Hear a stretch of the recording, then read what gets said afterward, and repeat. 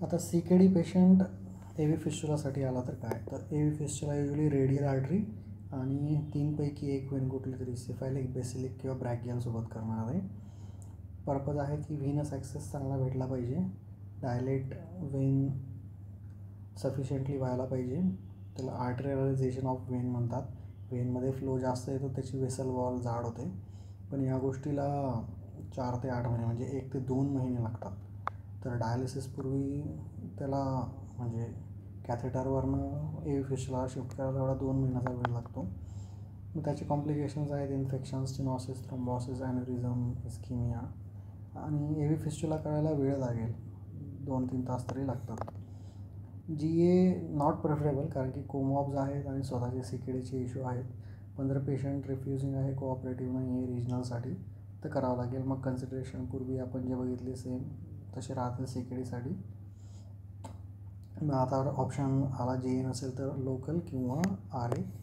तर लोकलमध्ये इश्यू आहे की एक्सटेन्सिव्ह लोकल द्यावं लागतं आणि पेशंट कॉपरेशन आवश्यक आहे, रिपीटेडली द्यावं लागतं आणि त्याच्यामुळे लास्ट होऊ शकते. आपण बघितलं की 25% कमी करावं लागतं, कारण की फार्माकोकायनेटिक चेंज झालं आहे आणि सीजर थ्रेशोल्ड लोअर आहे. तर RAमध्ये ब्रॅकियल प्लेक्सस ब्लॉक मेनली मला तर वाटतं ॲक्झिलरी इज बेटर, लोअर असेल तर, कारण की तो कंप्रेसिबल आहे. तर फायदा काय होतो की वेझोडायलेशन होतं, तर तुम्हाला ॲक्सेस चांगला भेटतो. हिमोडायनॅमिक स्टेबिलिटी राहते, स्ट्रेस रिस्पॉन्स नाही राहणार, पोस्ट ऑफ एनर्जेसिया राहील, मोटर ब्लॉक पण राहील, तर ऑपरेट करायला इझी जाईल. तर LA और RA इज प्रिफर्ड. मग समजा जर पेशंट डायलिसिस डिपेंडंट आहे तर त्याच्यासाठी काय, तर मग कन्सिडरेशन सेमच आहेत. नॉन डॉमिनंट हँडवर करावं लागेल. डायलिसिस 15च्या खाली करतो आपण, तर सेम CKD सारखी आपण हे राहणार त्याचे. तर नेफ्रोलॉजिस्टचं ओपिनियन लागेल आपल्याला फ्लुइड्स मॅनेजमेंटसाठी. टायमिंग ऑफ डायलिसिस आणि सर्जरी मॅच करावं लागेल. 4 ते 6 तासापूर्वी त्याचं डायलिसिस पूर्ण झालेलं पाहिजे, कारण की फ्लुइड शिफ्ट पूर्ण होतील. नॉन हिपॅरिनाइज्ड राहायला पाहिजे. मग पोस्ट डायलिसिस त्याचे सर्व इन्व्हेस्टिगेशन्स यायला पाहिजे. वेटसुद्धा माहीत पाहिजे. वेट प्रेफरेबली विदिन 0.5 kg असलं पाहिजे. BP का 5 लाईन कुठल्या हातात घ्यायची. नंतर रिजनल जर क्लॉटिंग आणि प्लेटलेट चांगले आहेत तर ट्राय करू शकतो. बाकी पेशंट GAला खूप सेन्सिटिव्ह आहे, इंडक्शन एजंट्सला, वोलाटाईलला, म्हणून स्लो इंडक्शन करायचं आहे. ट्रान्सफ्युजनमध्ये ओव्हर ट्रान्सफ्युजनची तर भीती नाही, कारण की डायलिसिस GFR काही वाढवायचं नाही आहे तुम्हाला. पण ट्रान्सफ्युजन अवॉइड केलेलं चांगलं आहे, कारण की सेन्सिटायझेशनवर हा पुढे पेशंट रेसिपियंट म्हणून येईल. म्हणून वॉश्ड RBCs किंवा ल्युकोडिप्लिटेड किंवा इरॅडिएटेड काही भेटलं तर चांगलं आहे. हे आपण बघितलं आहे हायपरकॅलेमिया. नंतर ॲनेस्थेटिक प्लॅन फॉर ट्रान्सप्लांट सर्जरी. तर ट्रान्सप्लांट सर्जरीसाठी आपला आहे की जो ग्राफ्ट आहे, रिनल परफ्युजन त्याचं मेंटेन ठेवायचं आहे आणि हार्म नाही होऊ द्यायचा आहे. हार्म म्हणजे हायपॉक्सिया, हायपोवोलेमिया, हायपोटेन्शन आणि नेफ्रोटॉक्सिन. सेम डायलिसिस बिफोर डे झालं पाहिजे, त्याच्यामुळे ग्राफ्टचं फंक्शन इम्प्रूव्ह होतं, सर्व टॉक्सिन निघून जातात, क्लॉटिंग इम्प्रूव्ह होतं. तर हे सर्व टॉक्सिन निघाल्यामुळे प्लेटलेटचं फंक्शन चांगलं होऊन जातं. रेग्युलर डायलिसिस जर असेल तर कोॲग्युलेशन नॉर्मल होऊन जातं. ड्राय वेट माहीत पाहिजे, हिपॅरिनाइज नको, 0.5च्या आत ड्राय वेट हवं. नंतर सेम CKDचे जे कन्सर्न्स आहेत ते स्पेसिफिक ॲडेड कन्सर्न्स आहेत हे, की कॉम्प्रिहेन्सिव्ह इव्हॅल्युएशन पाहिजे. इमर्जन्सी बेसिसवर केलं तर मग थोडी घाई असू शकेल. स्टिरॉइड्स आणि इम्युनोसप्रेसिव्ह ड्रग्सवर असेल पेशंट. अँटी हायपरटेन्सिव्ह कंटिन्यू ठेवावं लागेल. फिस्चुला प्रोटेक्ट करावं लागेल. पॅडिंग आणि पाल्पेट करावं लागेल. बंद झाला तर सांगावं लागेल. एपिड्युरल टाकू शकतो प्लेटलेट आणि कोॲग्युलेशन चांगलं असेल तर, पण लोक टाकत नाहीत, कारण की हायपोटेन्शन होऊ शकतं, त्याच्यामुळे हिमोडायनॅमिक इन्स्टॅबिलिटी होईल, तर ग्राफ्ट करावं होईल. नंतर रिस्क बेनिफिट रेशो आहे, कारण की रेसिड्युअल हिपॅरिन असू शकतं. नंतर प्लेटलेट डिस्फंक्शन कधीही येऊ शकते. तर ब्लिडिंग, एपिड्युरल हिमॅटोमा आणि इन्फेक्शनची पण भीती आहे. तर या सर्व गोष्टीमुळे रिजनल देऊ शकतो, पण कोणी देत नाही. कॉम्प्लिकेशन्स आहेत, इन्फेक्शन्स आहेत. ब्लड अवेलेबल पाहिजे. MPS मिडवे देतात ते. नंतर CVP 8 लाईन पाहिजे. क्लॅम्प रिमूव्ह झाल्यावर परफ्युजन त्याचं चांगलं झालं पाहिजे, CVP फुल पाहिजे, 10 ते 12 हायपोटेन्शन नाही व्हायला पाहिजे, फ्लुइड शिफ्ट खूप सारे होतात तर नॉर्मोथर्मिया राहायला पाहिजे, आणि किडनी फंक्शन इम्प्रूव्ह करायला, युरिन वाढवायला ते डायुरेटिक्स आणि मॅनिटॉल देतात. मॅनिटॉल युजली हे 20% देतात बिफोर वस्क्युलर ॲनास्टोमोसिस, म्हणजे ऑलरेडी लोड करून ठेवायचं, तर त्याच्यामुळे व्हॉल्यूम वाढलेला राहतो, ॲक्यूट रिनल फेल्युअर होत नाही. नंतर फ्लो ट्युब्युलचा वाढतो, कारण की प्रॉक्झिमरमध्ये ऑब्स्ट्रक्शन करायला वेळ कमी मिळतो तुम्हाला, तर ट्युब्युलमध्ये फ्लुइड जास्त जाईल.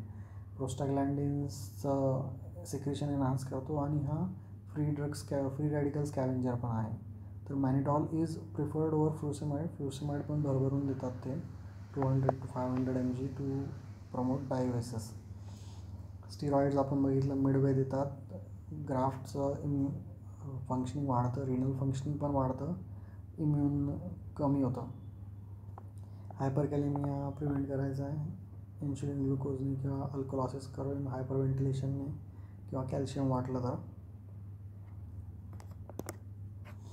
नंतर हायपरटेन्शन मॅनेज करायचं आहे, परंतु निफेडिपिन वगैरे नाही द्यायचं, प्रेसिपिटस फॉल होईल. नंतर स्ट्रेस सिम्पॅथॅटिक कमी करायचा आहे, ॲनाल्जेसी आणि डेप्थ चांगला ठेवून. हायपोटेन्शन झालं तर व्हॉल्यूम, आणि लागलं तर मग प्रेसर्स.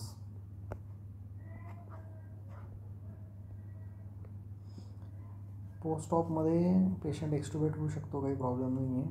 ऑक्सिजन द्यायचं सप्लिमेंट, मॉनिटरिंग कंटिन्यू ठेवायची, आउटपुट मॉनिटरिंग करायचं आहे. रिनल परफ्युजन मेंटेन ठेवायला लागेल, CVP हाय ठेवायला लागेल. मेंटेनन्ससाठी मग 5D किंवा 0.45 NS किंवा 0.9 NS.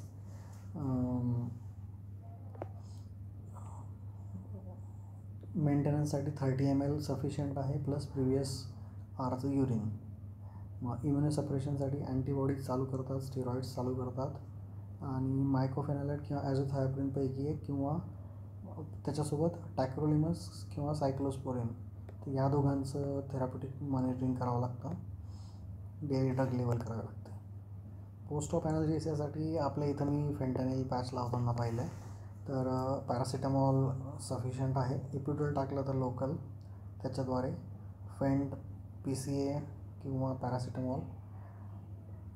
ट्रॅमाडॉल IV आपण बघितलं CKDमध्ये अवॉइड करतो, पण ठीक आहे देऊ शकतो. नंतर टॅपेंडाडॉल आहे, हे mu plus norepinephrine reuptake inhibitor आहे, तर त्याची प्रोफाईल चांगली आहे ट्रॅमाडॉलपेक्षा. ट्रॅमाडॉलचं नाव लिहिलं आहे याला. ठीक आहे, एवढं मेजर पेन नसतं PCMने, आणि पॅचने कवर होतं, तर ॲक्युम्युलेट होतं, त्याच्यामुळे PCAला लिमिट आहे. एपिड्रोलने हायपोटेन्शन होतं, इन्फेक्शन आणि ब्लिडिंगची रिस्क आहे. NSAIDचं नोच आहेत, ग्राफ्ट चाललं जाईल आपला. इस्केमिया टाईम मोजायचा आहे, क्लॅम्पिंग आणि ॲनास्टोमोसिसच्या मधातला. वॉर्म आणि कोल्ड. वॉर्म आहे तो रेसिपियंटच्या बॉडीमध्ये जो आहे टाकताना आणि काढताना, आणि कोल्ड आहे तो या सोल्युशनमध्ये जेव्हा टाकतो आपण. Starts with clamping and ends with anastomosis.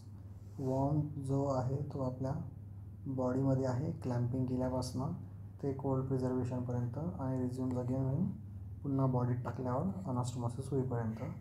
तर कोल्ड आणि वॉर्ममध्ये मेटाबॉलिझम खूप जास्त असणार, तर हायपॉक्सी आणि टिश्यू डॅमेज होईल, म्हणून तो 20 मिनटं किंवा जास्तीत जास्त 30 मिनटं तेवढा असायला हवा.